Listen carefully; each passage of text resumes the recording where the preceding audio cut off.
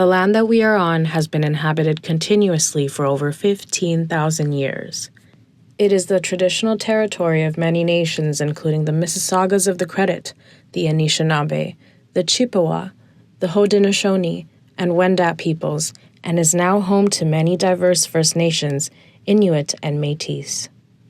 It is also the land of the Petun and Huron-Wendat peoples, and recognized officially as the land of the Mississaugas of the Credit River, as they were here at the point of contact.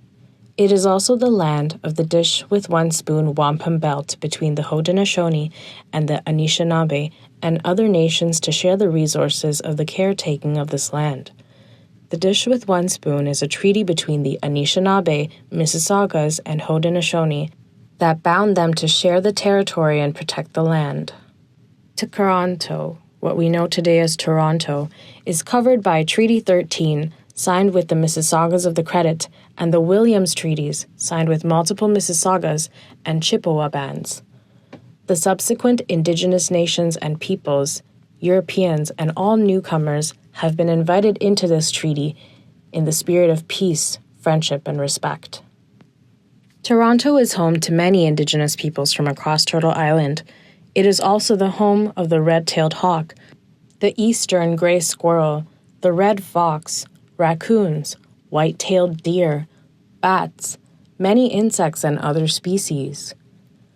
Recognizing whose land we are on is a start, but we cannot stop there. We must remember that we are guests on this land, and we need to be better guests. There can be no reconciliation without conciliation, and there can be no conciliation without reparations. What that looks like is a conversation we need to have, and in consultation with the peoples of this land. We, as students, staff, and faculty of the University of Toronto, also as members of the Scarborough community, citizens of the City of Toronto and Greater Toronto Area, recognize that the institutions, the studios, and land in which we have produced this broadcast has been on Indigenous land. In gratitude for our community and ability to work together on this land, we stand in solidarity with the Indigenous peoples of Turtle Island. In honor of truth and reconciliation, we strive to respect the roots of this land and are grateful for our connection to this land.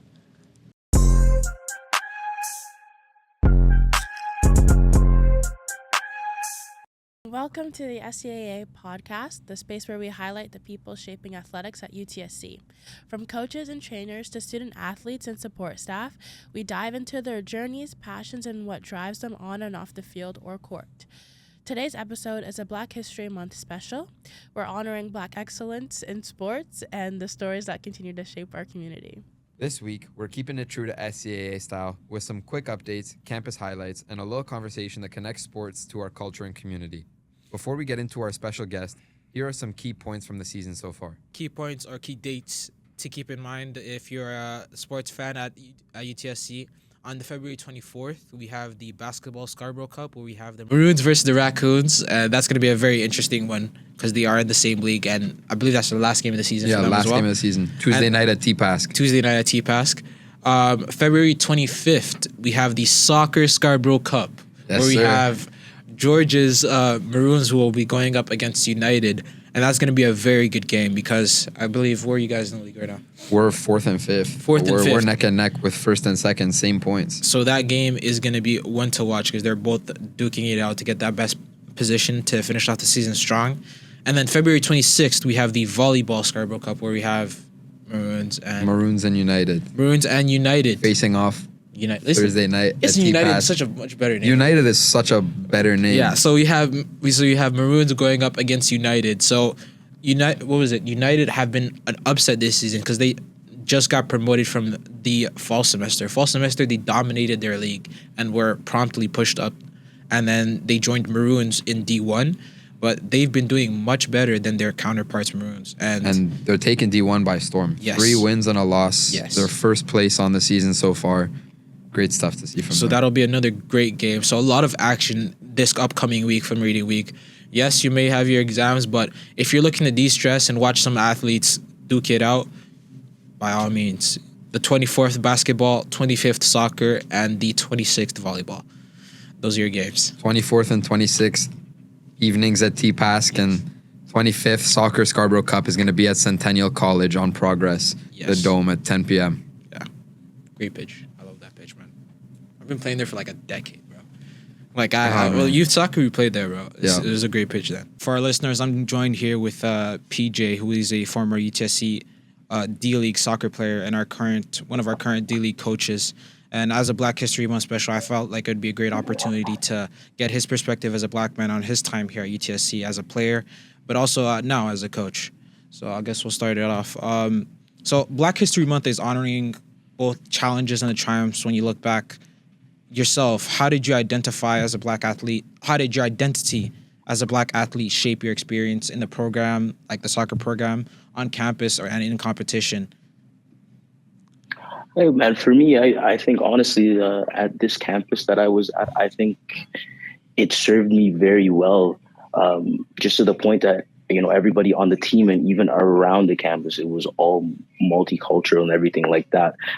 Even specifically to just like even the Black students in general, there was a lot of options and groups and stuff to help you as a player or even as a student, just in general too, to help you fit in. Even looking at it right now, there's even become more groups and stuff to help students go forward, especially Black students as well. That's great to hear, man. That's great to hear.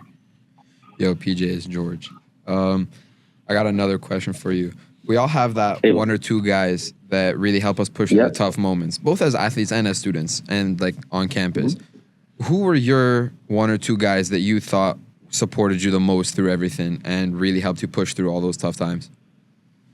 I think even being a player, man, I would say, honestly, one of my close buddies who I actually coach with now, Habib, he's actually been a great mentor. Like, he was at the school way before me, and he showed me the ropes and everything like that. He was actually one of the ones who actually pushed me to like keep playing on the team. So I owe him a lot. Even another person too who was really good as well, who made it more comfortable. You guys know him. I know him as Tony. You guys know him as Anthony Cicerello. He was definitely a major part in feeling welcome into the program as well too. He is the best. If anybody's ever looking for someone to talk to, trust me, he is the person that can steer you in the right way. That's great stuff. That's great to hear, man. I have another question. I'm Yasmin, the women's rep. Oh. Okay. What's a moment from your playing days that still sticks with you? A game, a practice, a team moment that represents growth, pride, or community? I would say when did I get to school? Oh boy, I'm getting old. Still look good, man. There was a year. Thank you, I appreciate that. When I actually got to school, we went through a really tough period on the team where we were losing a lot of games. It was down to like even people like myself, Habib, and even Tony and our coach at the time, Nav, where we started doing team bonding moments. We would go out, whether it's just the simplest things of getting dinner. And from then on with that group, we kept close going into the winter season. We had one of our best seasons yet, and I believe we went to the final.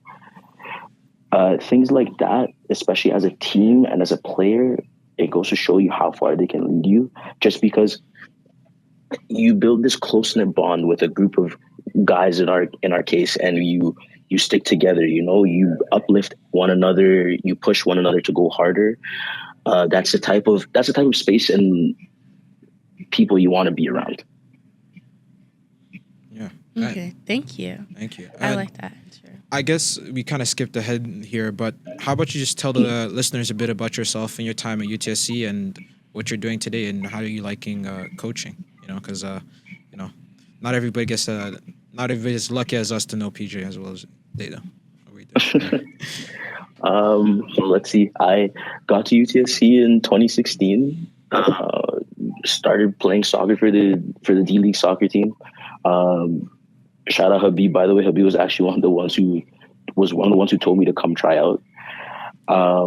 From there, honestly, my whole experience on the team has been great. I've had a lot of different coaches, and they've all been great mentors and everything like that. come to know a lot of different people and a lot of different alumni through UTSC who used to be there, and they actually used to be there all on soccer day in Scarborough, and they all used to share their moments with us as to how their playing life was too. Just fast forwarding, obviously, to 2021, that being my last year at UTSC playing. Obviously, we didn't get the result we wanted in the season, but, you know, it was still a great time being at UTSC and playing with everybody on the team. Honestly, I have no regrets. Fast forwarding now to me being a coach of the D-League team, it honestly wasn't something I saw myself doing, but I have a great group of coaches with me as well. Anil Saini, Habib Wan, we're all three guys who went to school here at the same time, and honestly, we're the best of friends. You know, like we all complement each other really well. So I couldn't ask for better people to coach with. That's great. And honestly, like I've played under you, and that group of that coaching staff of you, Habib and Anil, I feel like you guys all complement each other really well, and it's really great to see that former players are, you know, taking such an involved role in the soccer community here, because, you know, you guys have been through it, you know, and you know, yeah. I guess, you know, it's bittersweet to maybe yourself not have had the success that you wanted, but I was lucky enough to had, you know, the guidance that allowed us to get the success that we wanted, like a couple of years ago in 2023. And honestly, looking at the team right now, I all confidence in you guys going forward in D-League, that you guys are probably the best team in the league, and, you know, that you guys will do great things. I appreciate that.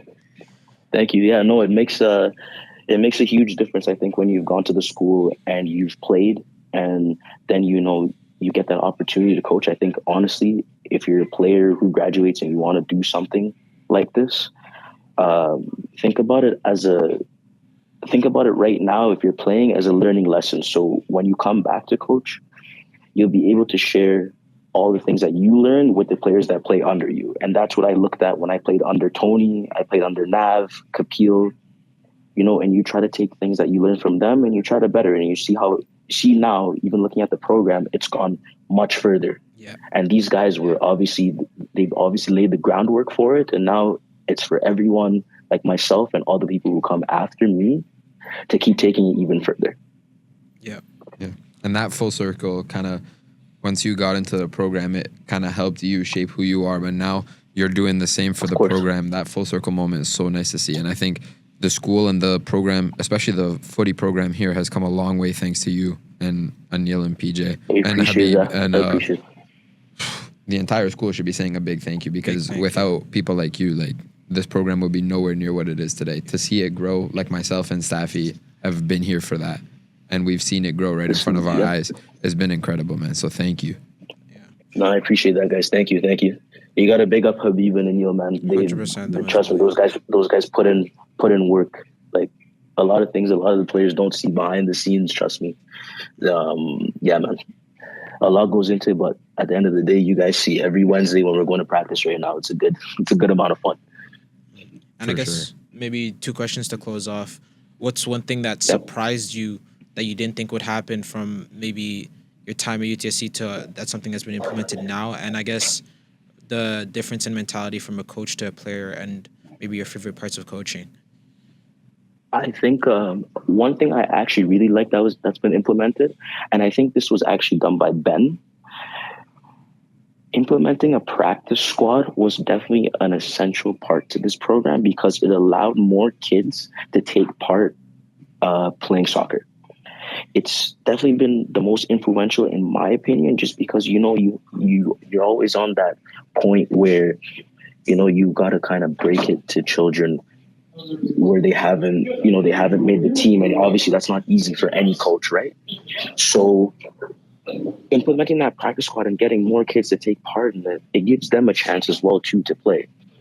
I think it's been a major blessing, honestly, and a lot of kids look forward to it. Yeah, truly. And sorry, what was the? Sorry, just commenting on that point about the practice squad. You know, me and George have been fortunate enough to be on teams, and those practice squad players keep you on your toes, man. Like, they're always every practice give it their all because they're fighting for a spot. Realistically, things go their way, they have a Exactly. chance on a team. So they always keep you on your toes and Exactly. they work hard. And you always have to respect that humility and that that effort from them. And I guess my second question Exactly. was, um, what's as a player and a coach, what's something that you've enjoyed from coaching, and what's something that what's a pet peeve of yours, something that you if you couldn't do it, you wouldn't do it. Hmm. I would say honestly, okay, one pet peeve I have with coaching, when your players kick the ball and you're trying to get their attention, or like you're trying to have a group discussion and they keep continuing to kick the ball, that drives me insane. I hear it. It drives me absolutely insane. Yeah, man. I just think at that point, like when your coach is talking, you just gotta listen up. Don't kick any balls around. Give him your full divided attention. Trust me. Yeah. So Once I respect. don't see full divided attention, your PT might have to go down respectfully. That's fair. Crazy. That's I might be guilty of that one myself. Nah, I can't even I lie. looked at Yeah. church immediately because soccer it attracts a lot of ADHD kids, so like sometimes you can't be sitting in one space. What's the next drill? What's the you're gonna do a couple keep ups here and there. Exactly. And you guys know from your coaching time with Ben, you guys know he doesn't take that. No, not I'm at a all. little bit I'm a little bit more lenient, even Habib and Yom themselves too, right? But Yeah, you know him. yeah. Sorry, what was the other part to your question? I definitely missed that. The other part was what's your favorite part of coaching? What's something that you enjoy and you look forward to? Oh, to be honest, I look forward to going to practice and just giving out my own knowledge of how some of you guys can take your game to the next level. For those of you who know me, like even right now with our winter season, I'm practicing with my team every Wednesday. I'm always playing. I'm a Yeah. coach who does not like to sit on the sidelines. Both you guys know me very Yeah. well. I'm the coach that likes to play. I gotta play. I gotta be able to show guys on the field how to do things, where to turn, what you're doing wrong here in this thing, what you can do better. I think that's my favorite part. I look forward to going to practices and games. Honestly, it gives us a chance to learn what we're doing wrong, also pinpoint our advantages against other teams as well, and bring our game to the next level. Like I said.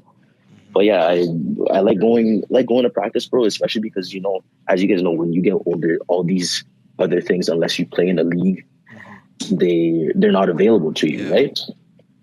So me having that extra practice time in the week when I'm not playing with my own team on Wednesdays, it's a major plus as well too. And we have a good group of guys that are dogs. They're all fighting. They're always going at it, but I like it. And at the end of the day, they know after practice that they're all brothers, and we all push each other to go further. That's great. Any questions, guys? That's what it's about. I got one last question for you, PJ. Yeah. For our current student athletes, especially because it's Black History Month, especially Black student athletes, what's one piece of advice you could give to them about building their confidence and finding their community, and then being able to be leaders on campus and playing with purpose, doing everything with purpose? What's your piece of advice for them? My piece of advice is don't be shy. Get yourself out there. The moment you're shy and the moment you want to stay in the corner or just shell away from being being out there and getting to know people, I feel like that's where we lose. And I'm gonna tell you something. That was me when I came to this campus. I was someone at the time who really wanted to go downtown. And once I got to this campus, I realized this is the campus for me, because number one, everybody was so friendly. Number two, even as a Black student, there was a lot of resources to go and talk to, whether it's the I think you guys call it the BSU, or even like the African Students Association, or whoever the case may be. I'm not even African myself, but I could tell you all these guys would always see me on campus, and they'd always have the booth set up. They'd always be forthcoming and tell me to come here or do this and that. And honestly, you could just listen to them once. If you're a Black student, go use these resources. You can meet a lot of people who, at the end of the day, they could lead you into paths that you might never have seen before, and it can take you places that will open doors for you.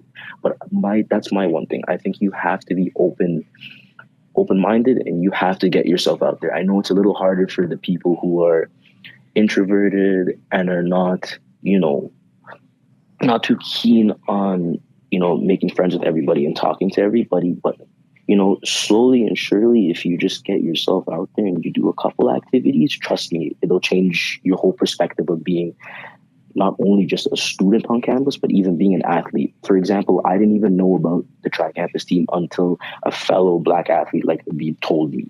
You know what I mean? So it's all about, making small little conversations with people. I think it starts there, and then gradually you can go forward. That's great. Well, we don't want to take up too much of your time. We know you're a busy man, but it was great to have you on, and it was great to hear from you, PJ. And we wish Thank you you the best guys. of I luck with the appreciate rest being of the here. season. Thank you guys. I appreciate you guys. All right. Take care. Bye. Take care. So that was PJ, one of our D-League coaches and a former player at UTSC, giving us his take on his time here at UTSC and, giving us a bit of advice. All right, hold up, guys. One more thing before we go. What if you found out your teammate had a burner account and was talking bad about the team? You know what I mean? Like, recently KD was outed for having a burner account and talking bad on his teammates. But I want to know, for each of you guys, what would you do in a situation where you found out a teammate has a burner account and just started talking smack on the team? Like, what would you guys do? Me personally, I'm snitching. Snitching to who? Snitching to who? Coaches. Snitching to who? Because it. What would you expect the coaches to do with that? Oh, the person didn't go on the team the next year. Kick him off the team? Okay. Yeah. Okay. Like that happened in a scenario, well, in real life with me.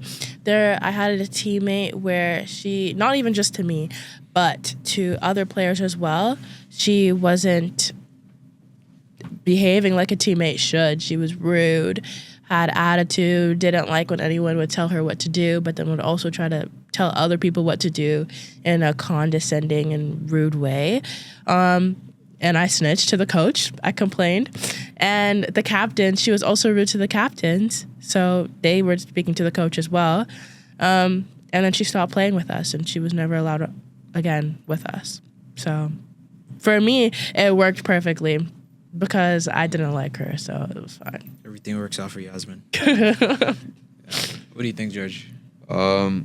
I think, look, personally, I think burner accounts are a little bit of a childish, immature cowardly. concept. It is cowardly. Especially as guys, like KD, he's a man. You should go man to man to your teammates. If you got a problem, talk about it with your teammates in practice. And I think one of the things about us here at Scarborough, I know with footy especially, everything's about mentality. Mentality first over everything. Yeah. Like, sure, you can be a talented player. You could even be the best player on your team. But if your mentality stinks, you're not getting picked. You're not getting PT. You're not getting anything. Like, people will ignore you.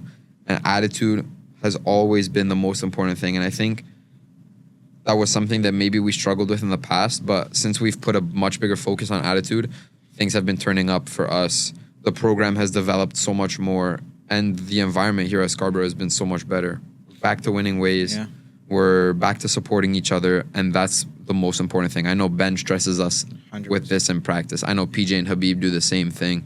I know Artem and Nabil do the same thing. I know all the coaches, even the girls' coaches, Elaine, they do the same thing. It's always about mentality. If you're not willing to work and you're not willing to support your teammates, talk positively, if you're going to go out there and talk smack to your own teammates, don't bother coming out. And I think that should transcend UTSC as well. Like, it's such a great example where we can live it in our own lives and we can see what, like, such a positive effect having a good attitude can bring to a team and to individuals as well. If you're a good person and you have people lifting you up, your performances as an individual will like skyrocket too. But that should be transcending UTSC, right? That should be all the sports. Look at the Rockets. Like, Yeah. KD might be talking smack, but I'm sure the rest of the guys aren't. If you got a problem, you deal with it in practice, and everyone that's there supporting each other. The Rockets are a good team, man. Yeah. Like, sure, maybe they have a couple things to figure out, but positive attitude is the only way to go about it. Sorry. I was going to say, I agree with that because, like, even, like, me, I played different sports throughout my whole life. And the one thing that playing a sport together it basically forms a second family for you, where they're all like your people and you're all there for each other. It's like you against the rest of the world kind of thing, in my opinion. Like even in my old soccer team, from like back in high school, we were together for 4 years or so. And they're like my sisters. Even the coaches, like I consider them all my family. I could see them 10 years from now. It's still like the same type of vibes, where it was just like, we're always there for each other. It's like we're all best friends with each other, that type of thing. And I feel like if you're talking shit about your own teammates, you're ruining you're ruining the environment. It's not gonna feel like you're able to like be yourself, and we're an environment where you need to be comfortable with each other. And then also it's just like, this is a place where you can make friends. Like sports, that's like, it's not just about the game itself, because playing the game, you make so many friends, you make so many relationships, you make so many experiences. And if you aren't contributing positively to it, you're ruining it for yourself and for everyone else, in my personal opinion. I mean, look, it's easy to say that, you know, KD's a grown man, he's being cowardly, like he shouldn't be doing this and all, but I guess there's a lot of frustration that can happen in sports. Yeah. And sometimes when there isn't like a space, maybe KD didn't feel like he had the space to like say that. I mean, realistically for me, it doesn't make sense. Like he's the marquee player of the franchise. He should have a voice and somebody to talk to, you know? But I guess for me, before that talk goes online, it has to be said in person, you know? Yeah. You know, like, but for me, it's not something I do personally. And like you guys have mentioned, like in sports, it's you guys versus them. If there's infighting in your team, you've already lost the game. And, you know, if that mentality isn't there, it doesn't matter how good you are, you know? I agree with the thing about going on. Like, me personally, like within my family, for example, obviously everyone, you're living in this house together, you're going to have issues, problems, whatever. But never over my dead body would I ever go to my friend speaking ill about my sister or my parent. Like, never, ever. And never would I ever go to a stranger or to like an acquaintance speaking ill about my friends. Like, that's weird. So if for you to go against your teammates and go to the internet to speak ill about people that you're supposed to be, if someone speaks poorly about your teammate, you're supposed to confront that person and defend your teammate. So that really rubbed me the wrong way, because one, you have no sense of loyalty, and two, like you're not like these are my dogs type of person. Like you're a snake. Yeah, I think to go back to what Staffy said about sometimes frustration building and you need to get it out. I think there's not, like I've probably all of us have been guilty at some point of being frustrated with our teammates. Mm-hmm. Maybe you don't want to talk about it directly to them because, like you said, you don't have the space to, or maybe sometimes like you always get taught when you're growing up, if you don't have anything nice to say, don't say it. Yeah. Well, sometimes you might need to say a couple harsh things to get things working again, right? But going back to what I would do, I think Staff and I have both had like opportunities and like as captains of our teams, we've both been in leadership positions where it might be necessarily more on us to deal with this than something else. Mm-hmm. Something comes out that someone's talking smack, you're the first person that has to deal with that, right? And from my experiences, going back to all the times that I've been playing and whether I'm in a leadership role or not, being captain isn't about the name and the role. It's about what can you do to help keep your team together, build strong relationships, right? And in that situation, you find out someone's talking smack, the first thing you have to do is go talk to them, right? Exactly. Some of this stuff might not be true. Who knows? Maybe it's not even KD behind that burner account, bro. You never know. You never know, right? I mean, the evidence is there, eh? But listen, sometimes maybe it gets misinterpreted. Maybe your teammate says something that gets misconstrued as something else, and there's not really a problem when people think there is, right? Maybe there is a problem. Whatever it is, it's up to you. Take the onus on yourself. Go talk to your teammates and sort things out privately and quickly too before they start affecting you on the court. I also think that like you could, if you really feel a type of way about your teammates or the environment that you're in, you could easily remove yourself from it before you like speak ill online, because one, not only are you just like, okay, you're ruining the relationships, whatever, but you're also ruining your own image. And that's like, if you go to another team after they find out that you're like shit talking your own team, they're not going to trust you. One, they might not even put you on the team because why would they want someone that's not going to like, contribute positively? So not only like, you could always remove yourself before you want to taint your own image and ruin your opportunities like for future, in my opinion. I don't know. I think that's very fair. I heard this thing where it said, seek to understand and then to be understood, but when people are looking to be understood first, like, I have to say what I need to say first, Yeah. like, I'm sure like in some of the things KD was saying, at least unless he was just like being just plainly bashing people, like, there's probably a grain of truth, but he probably didn't understand the other perspectives that were presented to him. And then, like we said, that frustration builds when we feel like we can't talk to people properly. Or, like, sometimes it's just a question of lack of humility, Yeah. Like, trust and respect are two very important things in sports. When I'm making a pass to someone, I trust them with the ball and I respect their decision. Like, it may not be the right one, but we correct that on the side. It's not something where I'm bashing them immediately, But once once you feel like you're better than everyone, brother, go play tennis. Like, if you're playing a team sport, Go play golf or something. Go play golf. Exactly. Like, if you're playing a team sport, you're gonna have to learn how to deal with people, and especially as a leader and somebody that's been in the league that long. For me, that's disappointing. Like, if you're a player coming up and this is the standard that's set for you, like, you're gonna have questions to be raised.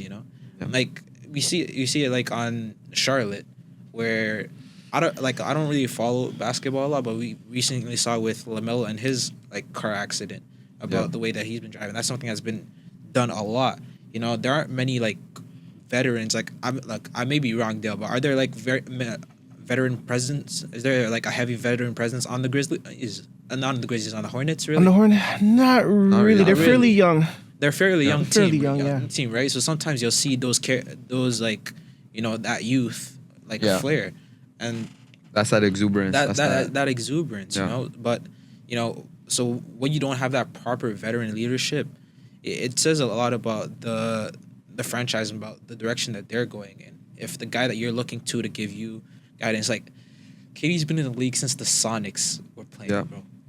Wow, crazy. Sonics, bro. Like, they're not in the league anymore. So he's been here for a while. Real uncle over here. Like he's been in the league for a while. So for me, that'd be disappointing. Like, like you said, we've both been in leadership positions. That leadership position, everything, you're always under the microscope. The way you treat others, the way you treat yourself, the way you respect the drill. Like, are you dragging your feet all the time? How do you address complaints? Yeah. I guess for me, like, you'd expect more from such a player, and that's not the way I do things on my teams, or the way I've seen things done on my team. No, of course. And I think the biggest overarching message has always been here, whether it's here at UTSC or in pro footy, pro basketball, nobody's bigger than the program. No one. At the end of the day, it doesn't matter what level you play at. It doesn't matter what sport you play. It doesn't matter boy, girl, black, white. Doesn't matter anything. Nobody's bigger than the program. No. And that maybe has started to get a little bit lost, especially in the modern era of sports.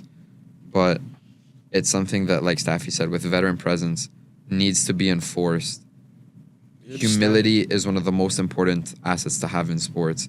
Yes, you should have the confidence and know that you're a good player, perform your best night in, night out, but you're not bigger than the program. If you think you are, you can get gone. What do you think, Dale? I just lost all respect in KD throughout the whole years. I feel like ever since he switched his team to Golden State from the Thunder, he's been a ever since. Whoa. Heavy. Heavy. That's my, I don't rate that guy. Yeah. I mean, like, for me, when he switched, I didn't, like, look, like, it's hard for a player to go through his entire career and be so successful and then not win a chip. Yeah. Like, people like to commend Damian Lillard for doing things the right way and like sticking with his team and whatever, but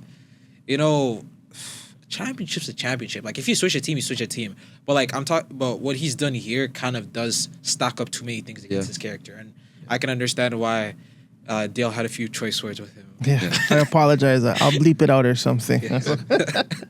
Yeah. Producer surprise game. Okay, hold on. Before we leave. All right, we're playing a game real quick. All right.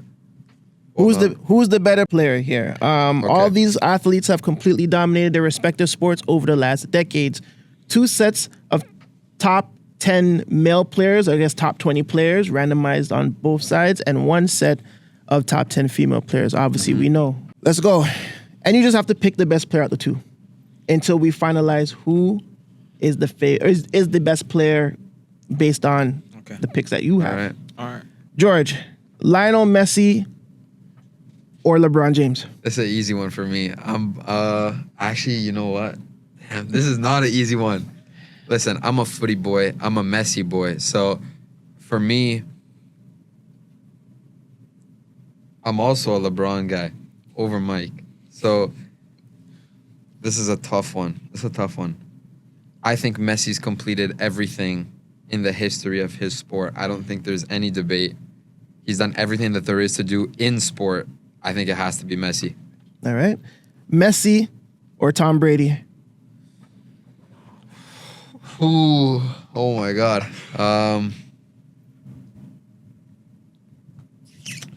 Brady with 6 Super Bowls, 6 Super Bowls. Taking where he started from, too, man. Goodness, man. This is a tough one. I'm going Messi again. Okay.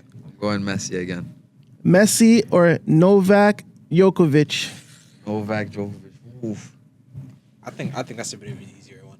That's a bit of an easier one. Compared to Braun and Brady, I'm taking Messi again. Messi or Usain Bolt? I think that's another easy one. I'm taking Messi again. Messi? I think we all know how this one's going. That one. I mean, yeah, of course. Like, Of course you this is do. here for a reason. Man. You know why you disagree. No, but Usain Bolt never loses. Yeah. Until he was done, he never. Okay, sorry. It's okay. Messi or Michael Phelps? Michael Phelps, one of the most dominant Olympic athletes ever, you know. Hey, bro, don't look at me. It's your question. Hey, man. Hey. I'm not saying. I'm not here. I'm trying not to be biased, but it's hard, man. George is a Barca fan for watchers, you know. A Barca fan, a Messi boy from the day I was born. So take everything with a grain of salt. With a grain of salt. Hey, I think they've been reasonable so far. Oh yes, they've been reasonable. I think so far, But Messi's done more but I think than everyone. This is a pivotal one where we know. This is the one where, like, I don't know.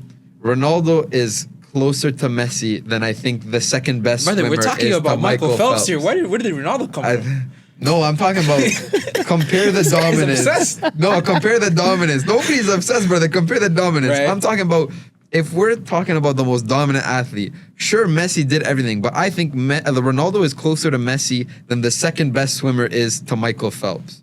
So for that reason, I think I have to say Michael Phelps, but I'm not sure. I don't follow swimming like that. All I know is Michael Phelps was that guy. And Michael Phelps, he's literally born with leg traits that make him a better swimmer. Like he has web fingers. Yes.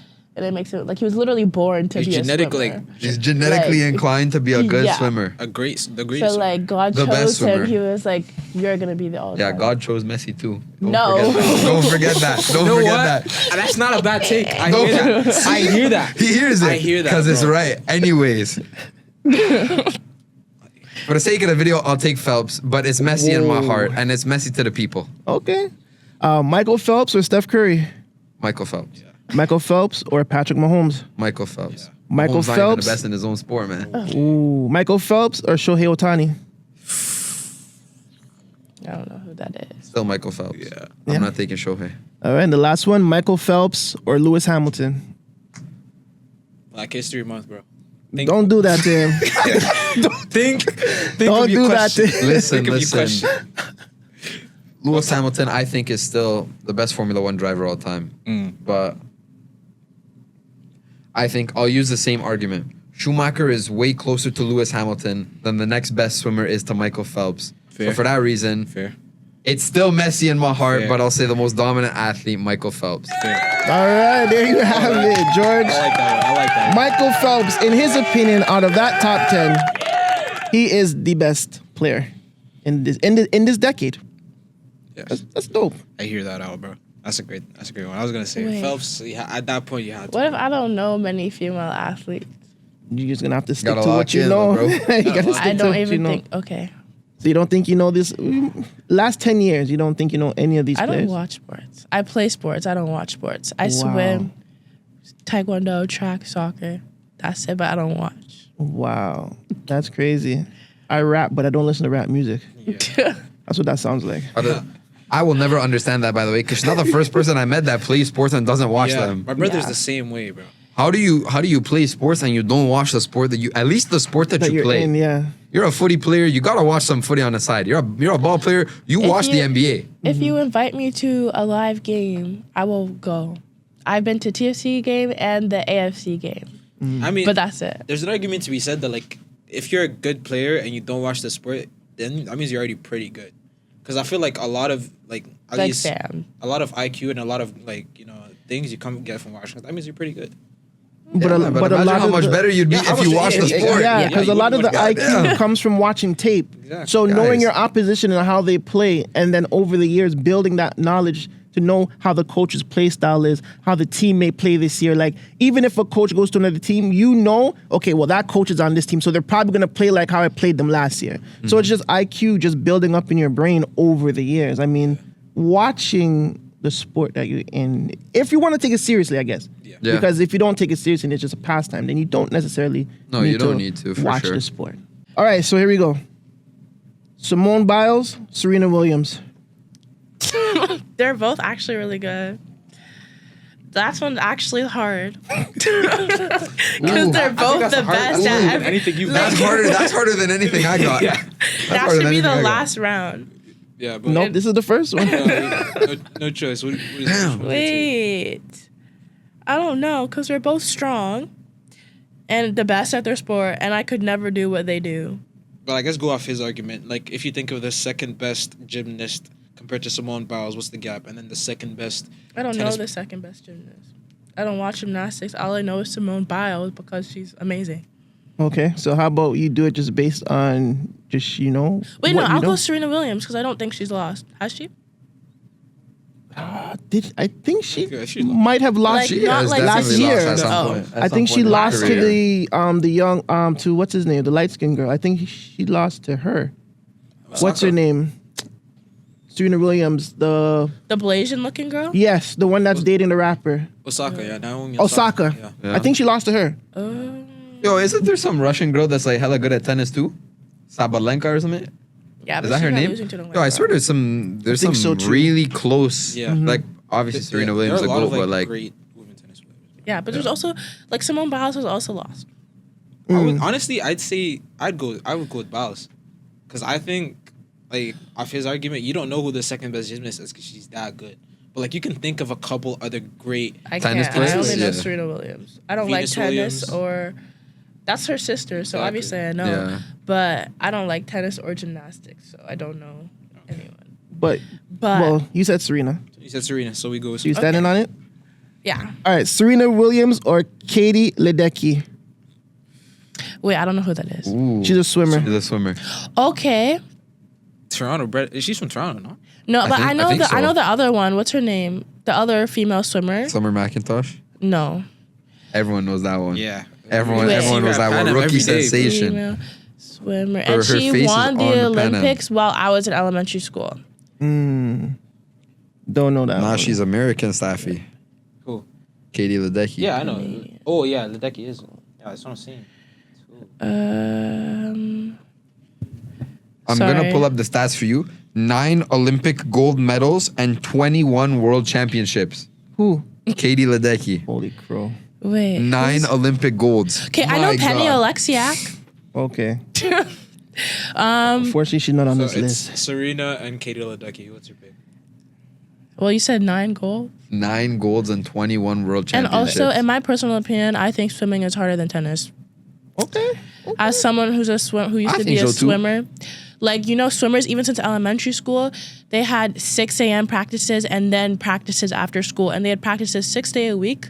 3 of those days, it was twice a day. So they were practicing 9 times a week, which is more than every other sport in my, like, that I know. Practices aside, do you think, physically speaking, swimming is harder than tennis? Yes. Okay. Because you can swim, but you can't, there's a technique to a stroke. And to be the fastest, like, and also swimming 400 meters is equivalent to running over 2K. And then you have to, like, be the fastest at that. I didn't know that. Yeah. I would say the fatigue, like you run out of fatigue faster swimming than playing tennis for sure. Yeah. So yeah, it's definitely a strong. And also sport. you can tell a swimmer from a non-swimmer because their body, like, because of their practices and how hard it is, their body, like, forms to swim. Like, their shoulders are broader and all that stuff. And they're, like, more lean and whatnot. So, Ledecky Williams. Which one? I chose a swimmer. Okay, Katie Ledecky. Katie Ledecky. All right, so Katie Ledecky or Michaela Schriffen. You know who that is? No, She's an alpine skier. I don't. I'm going to go with the swimmer. All right. Katie Ledecky or Sydney McLaughlin Levron. She's a track star. Oh. Wait, can I research her? No. Oh. That's cheating. Go off what you know. Do you guys know her? I've heard that name. I think I've heard of her, like, too. if you show me a picture, I'd recognize her, but I don't know much of her. Yeah, I can't give input. That's not my ranking. See, swimming and track for me, it's one of those things where, like, in my opinion, I think those are the hardest sports because you can put in so much effort and not even improve at all. Like, compared to your peers, like, you can put in so much effort and not even reach a personal best.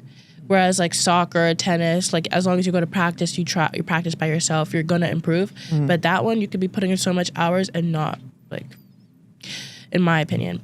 Okay. So this one is hard for me. But considering you said Katie Ledecky has 9. Ledecky, yeah.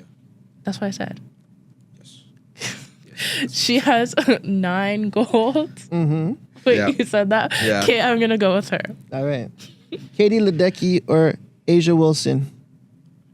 I don't know who that is. Basketball player. Basketball. I don't watch women's basketball. I only watch the men's basketball. Okay. So you're gonna go with The swimmer. okay.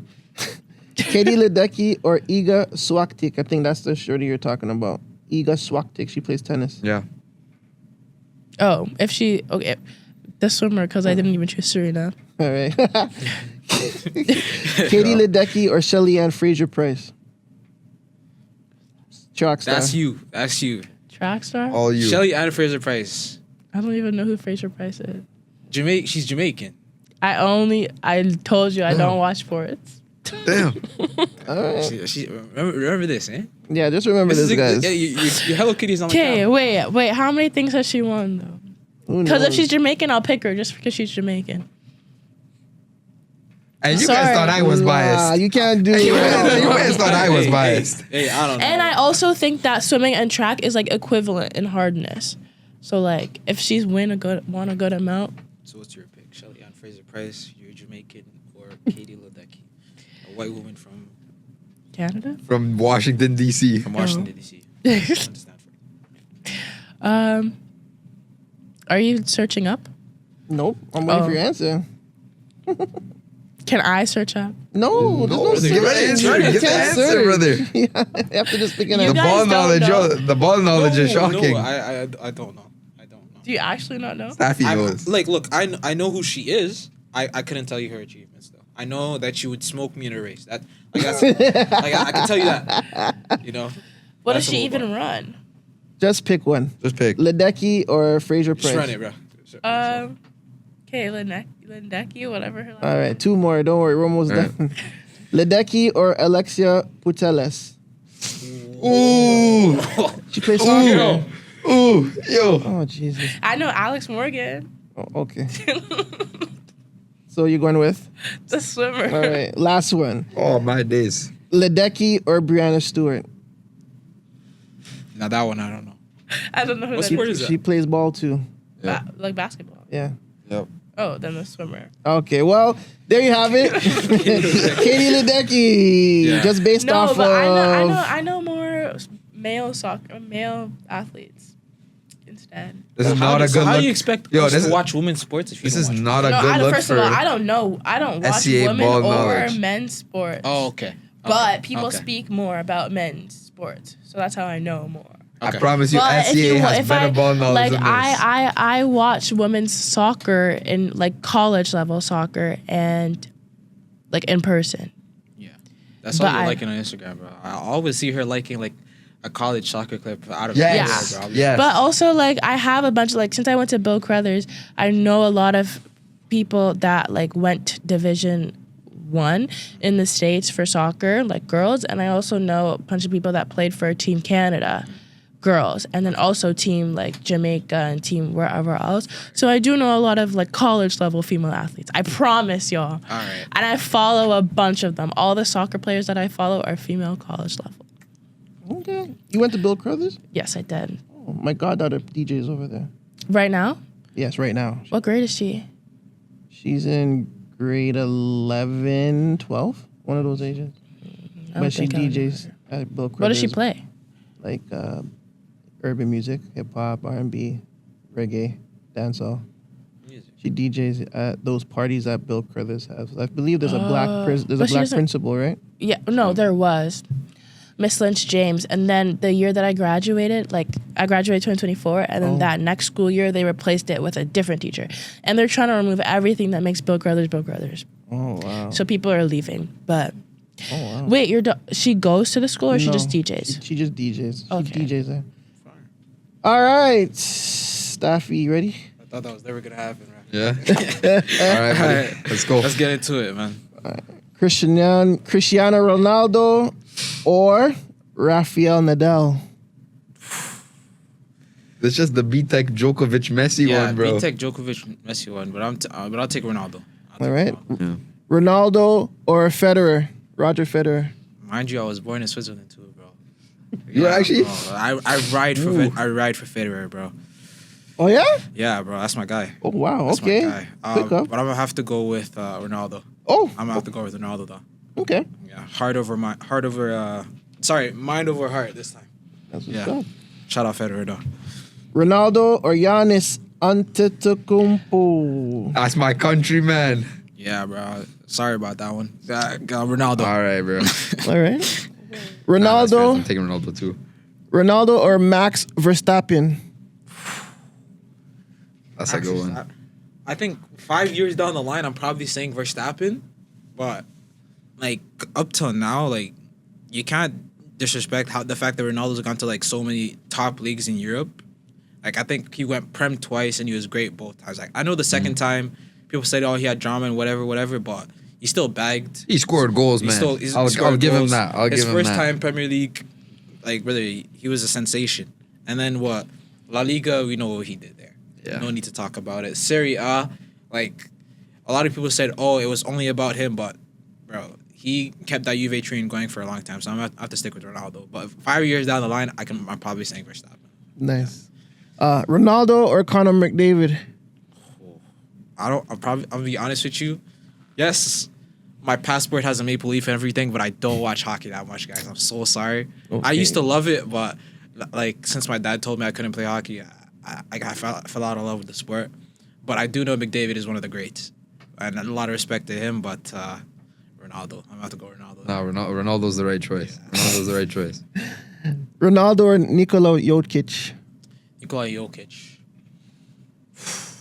I don't want to breeze through these too fast, but like it's very tough to discount like Ronaldo's longevity. Like I think one of your first questions was Messi, LeBron James, and I think one thing LeBron James has over Messi is that he's been so consistent. Like Messi has had seasons where he's been injured, but like I don't know, LeBron, this guy seems like he has like a cryo chamber or something like in the off season where he just comes out and he'll give you like 28, 27 points per game, and then like he'll be a great leader.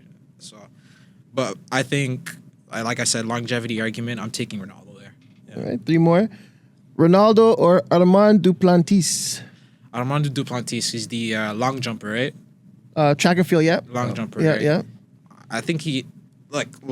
That's ball knowledge, you know. Yeah. That is ball. That is 'Cause I've serious ball seen- knowledge. I've seen a couple of his clips, and I saw a controversy where they said that in long jumping, they only up their world record just by a couple inches every single time, so they can keep claiming that they're the best. Like, they may be able to make like a high jump, like make a big jump in the world record, but they only reduce it to little just to keep their longevity going. And I guess on that alone, and I guess on so many other variables with soccer, I'd say Ronaldo. But I do have to like when you're talking about like with track and a lot of these sports, it's so hard to make that achievement. So I have to give Duplantis his credit, but I'm still taking Ronaldo. Yeah. All right, cool. Ronaldo or Aaron Donald? He plays football. Aaron Donald. Oh, that's the tackle, right? Yes. Yeah. Yes, the DT. The DT. Oh, I love Aaron Donald. Like, did you see that one clip with him and what was it? The one wide receiver for the Seahawks, like where he said, "Oh yeah, I bench 500 pounds." All right, bro. Like I think You got it, bro. You got it, Yo, bro. He's remind me never to get on this guy's bad graces ever.